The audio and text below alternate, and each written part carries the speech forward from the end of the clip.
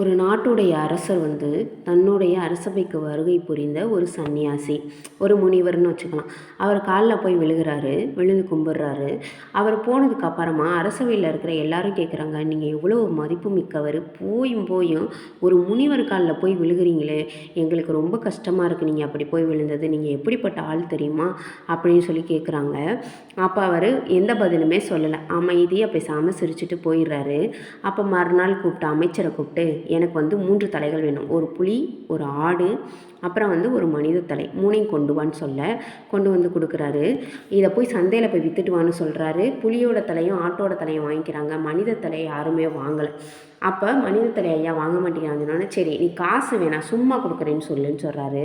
சும்மா கொண்டு போய் கொடுத்தாலும் யாருமே வாங்கலை. அப்போ இவர் கொண்டு வந்துடுறாரு. அப்போ தான் அரசர் சொன்னாராம், ஒரு புலிக்கும் ஆட்டுக்கும் கூட இல்லாத ஒரு மதிப்பு இல்லாத ஒரு விஷயந்தான் மனிதனுடைய தலை. உயிர் இருக்கிற வரைக்கும் மட்டும்தான் நம்மளுக்கு மதிப்பு, அதனால் பண்போடு வாழ்கிறதுல தப்பே இல்லைன்னு சொன்னாராம்.